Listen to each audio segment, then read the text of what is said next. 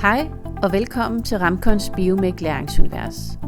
I den her video vil Trine vise jer, hvordan man rydder op i sin Deck Verification Images, og på den måde sikre, at der ikke ligger alt for mange filer på sin Biomec controller. Når I har Biomec Method Launcher installeret, og gerne vil rydde op i de billeder, der bliver taget hele tiden, så går I ned, klikker hernede på start, går ind og vælger Beckman Coulter Service Tools, og så Deck Verification Image Manager. Herinde kan I se, det vil være ordnet efter hvor mange, det vil være ordnet i år, og så måneder, og så datoer, for hvor mange billeder der ligger. Selve billederne, de ligger i en folder, så hvis man går herover til Show in Folder, så kan man se i folderen, og så kan man gå tilbage, hele vejen tilbage, og så kan man se, at billederne ligger i en folder under Program Data, Beckman Coulter, Deck Verification and Run Images.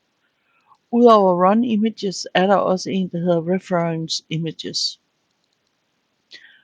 Reference Images, det er de billeder, I siger, hver gang der er referencebilleder, når I godtager det. Hvis der er rigtig mange referencebilleder herinde på de enkelte, metoderne har bare et nummer, og jeg ved ikke, hvordan de genereres, men gå ind og se, hvor mange billeder der er. Hvis der ligger rigtig mange billeder herinde, så slet dem alle sammen, og så start fra ny af.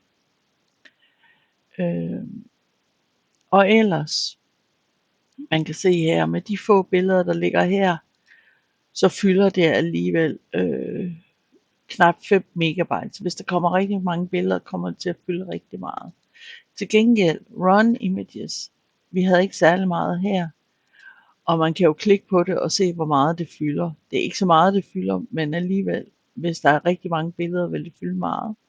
I kan gå herind, og så kan I klikke på dem, og de er ordnet, ligesom de var ordnet herude.